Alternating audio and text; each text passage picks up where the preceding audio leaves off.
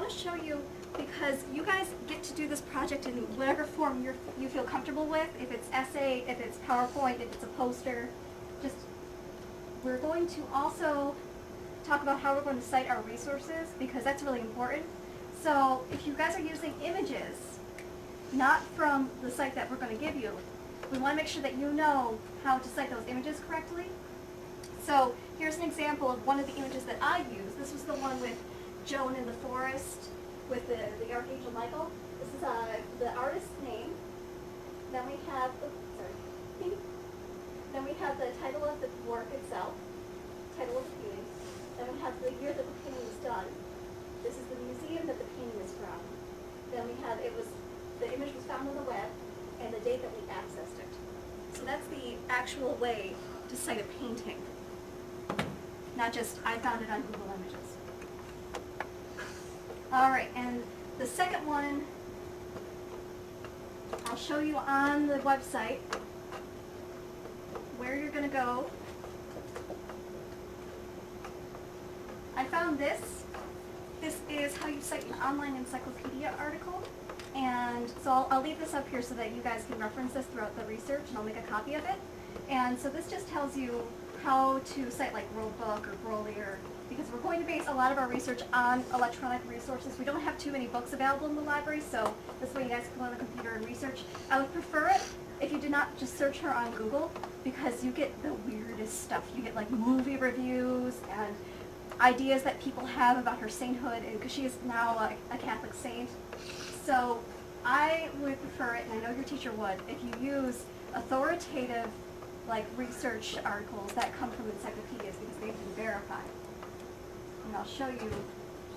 Now look on your handouts. Your handouts are going to tell you a couple of the articles that we already found, that we have looked in and saw that those articles are of good quality. And you're going to find them by going to library resources and reference and encyclopedias. I know you guys know how to do this already. And so you get this screen, and you'll go to the encyclopedias that we already referenced. You're more than welcome to go and search the other databases. Do not feel restricted just to the ones that we found 4 that are really good.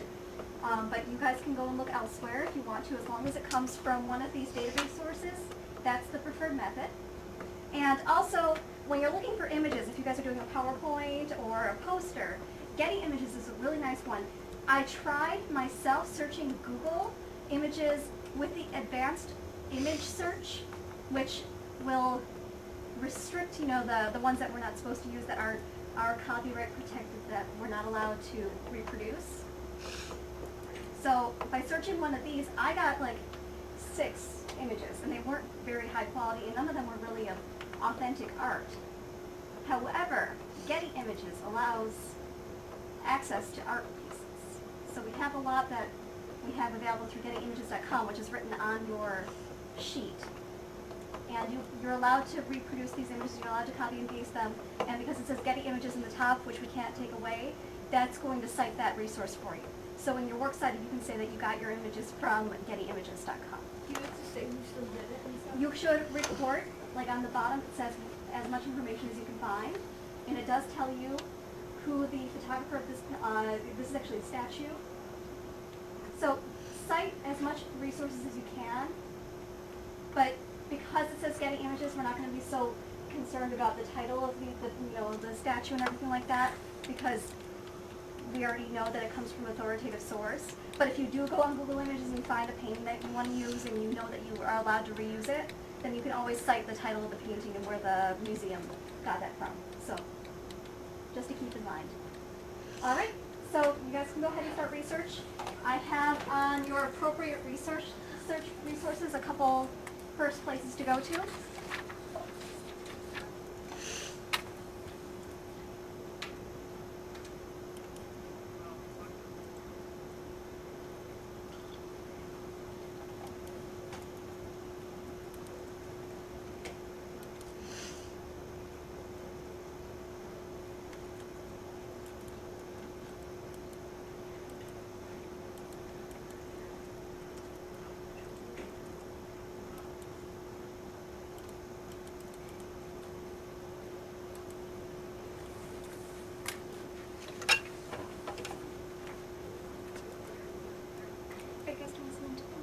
Okay, you're doing it.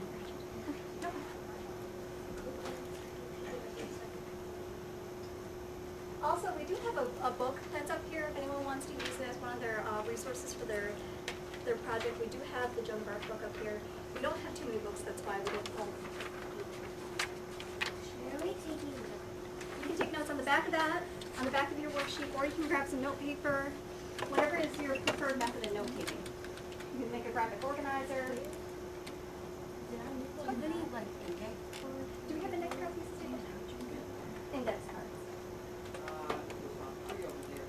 Yeah, there's only a couple left. And a lot of research.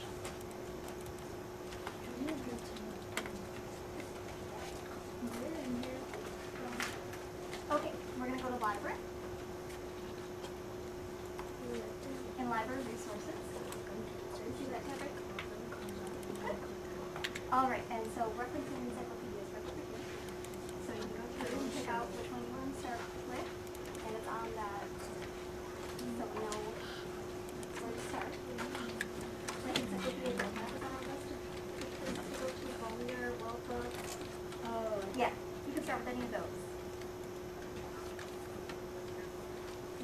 You're welcome.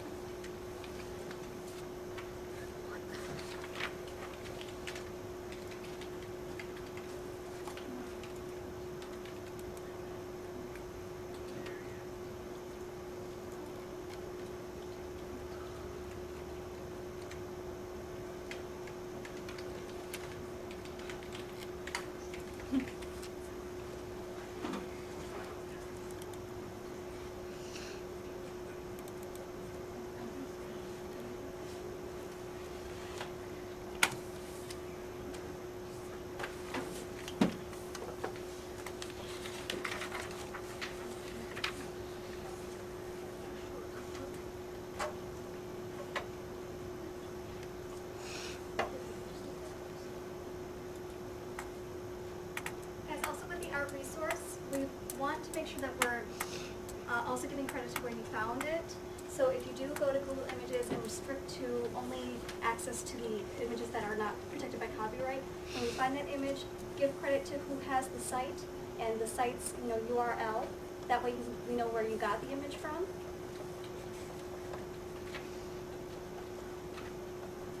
So it's not as important to have the title of the painting and the artist, although it's something good to know.